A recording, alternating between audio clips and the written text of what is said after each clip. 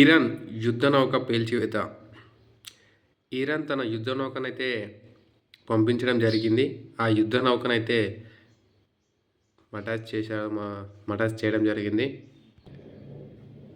యుద్ధంలో ఇరాన్ ఇప్పుడప్పుడే అయితే కోలుకోలేదు. అంతగా మేము దెబ్బతీసాం.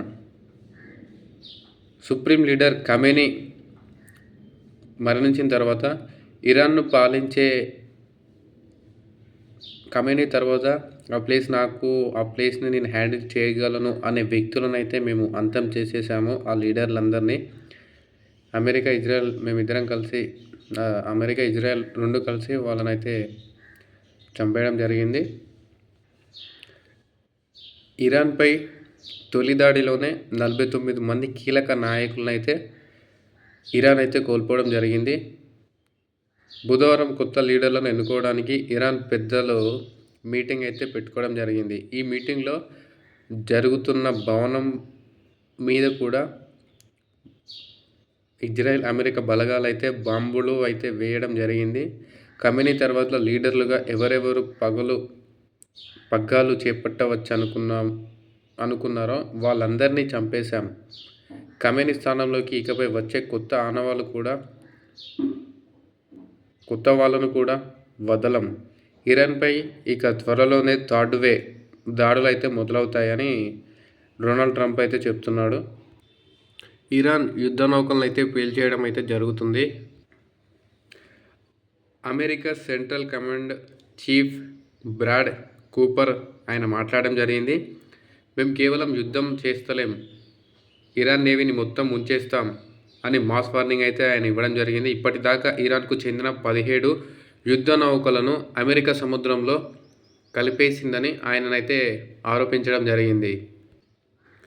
అమెరికా ఇజ్రాయెల్ చేపట్టిన యుద్ధంలో ఇరాన్కు చెందిన మృతుల సంఖ్య 1045కి అయితే చేరింది. ఇరువైపులా బాంబుల వర్షం అయితే కురుస్తుంది. ఇరాన్ యుద్ధం బుధవారం నాటికైతే 5 రోజులకైతే పూర్తి అయిపోయింది.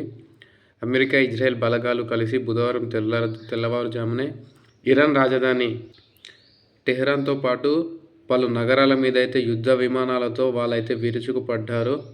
ఇరాన్ నాయకులు అక్కడి సెక్యూరిటీ బలగాలను టార్గెట్ చేస్తూ బాంబుల వర్షం అయితే వీరు ఇక్కడి నుంచి కురిపించారు. టెహ్రాన్లోని మెయిన్ సెంటర్లో ఉన్న బిల్డింగు కుప్పకూలిపోయినట్లు ఇరాన్ వెల్లడించింది.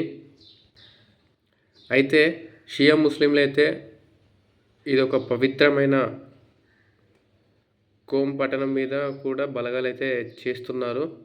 ఇజ్రాయెల్ తన అత్యాధునిక F-35 స్టెల్త్ ఫైటర్ జెట్తో టెహ్రాన్లోని ఇరాన్కు చెందిన యాక్-130 యుద్ధ విమానాల్ని కూల్చివేసింది. ఇరాన్ రివల్యూషనరీ గార్డ్స్కు అనుబంధంగా ఉండే బాసిజ్ బలగాల బిల్డింగ్ల మీద కూడా ఇజ్రాయెల్ బాంబుల వర్షం అయితే కురిపిస్తూనే ఉంది. ఈ ఏడాది జనవరిలో ఇరాన్ ప్రజలు ప్రభుత్వం మీద తిరగబడినప్పుడు ఈ బాసిజ్ బలగాలే వేల మందిని పిట్టల్లా కాల్చి చంపారు. చూసుకోవచ్చు, ఇజ్రాయెల్ వాళ్ళు అట్లా రాకెట్ వేసేసరికి ఎయిర్పోర్ట్ దగ్గర ఇది సమీపంలో జరిగింది ఈ ఘటన అయితే. రాకెట్ వేసేసరికి పొగ చూసుకోవచ్చు ఎంతగానో వెళ్తుందో, స్ప్రెడ్ అయిపోతుందో.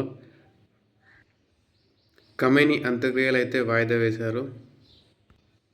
ఇజ్రాయెల్ అమెరికా కలిసి చేసిన ఆపరేషన్లో ఇరాన్ సుప్రీం లీడర్ ఖమేనీ అంత్యక్రియలు అయితే వాయిదా పడ్డాయి. ఖమేనీ తదుపరి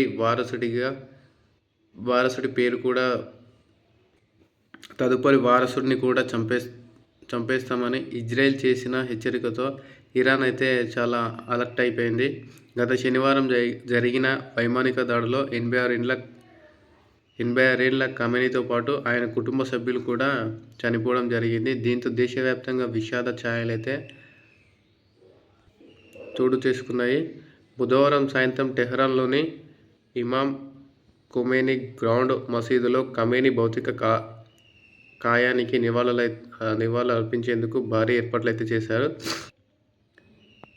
ప్రజలు తరలివచ్చే అవకాశం ఉండడం, మరోవైపు దాడులు కొనసాగడంతో ఈ కార్యక్రమాన్ని అయితే వాయిదా వేశారు ఇరాన్ ప్రభుత్వం అయితే. ఎందుకంటే ఈ సంతాపన ఈ అంత్యక్రియలు మనం జరుపుతుంటే చాలామంది ప్రజలైతే రావడం జరుగుతుంది. ఇక్కడ యుద్ధం కూడా జరుగుతుంది ఒకవైపు. ఇలాంటి టైంలో ఈ అంత్యక్రియలు అనేటివి కొన్ని రోజులు వాయిదా వేస్తే బాగుంటుందని చెప్పేసి వాళ్ళ ప్రభుత్వం ఆలోచించి ఈ నిర్ణయాన్ని అయితే తీసుకోవడం జరిగింది. ఇజ్రాయెల్ అయితే ఇరాన్కు వార్నింగ్ ఇస్తుంది. ఇరాన్ తదుపరి నాయకుడిగా ఎవరు వచ్చినా వారు విధ్వంసానికి లేదా ఉగ్రవాదానికి మద్దతు ఇచ్చారు అనుకో, వారిని అయితే మేము ఖచ్చితంగా టార్గెట్ చేసి చంపేస్తామని చెప్పేసి ఇజ్రాయెల్ రక్షణ మంత్రి కాడ్జ్ వార్నింగ్ అయితే ఇచ్చి పడేసిండు. వాళ్ళు ఎక్కడ దాక్కున్నా మాత్రం మేమైతే వదిలిపెట్టాం, వాళ్ళనైతే హతమారుస్తాం అని హెచ్చరిస్తున్నారు.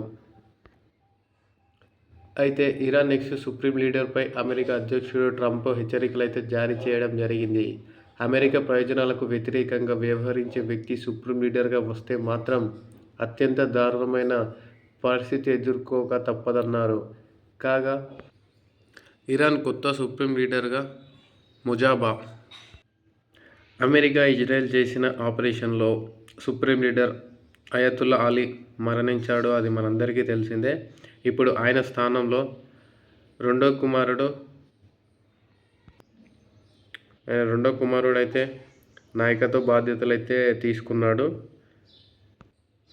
దేశ తదుపరి సుప్రీం లీడర్గా అక్కడి అసెంబ్లీ ఆఫ్ ఎక్స్పర్ట్స్ ఎంపిక చేసినట్లయితే తెలుస్తుంది.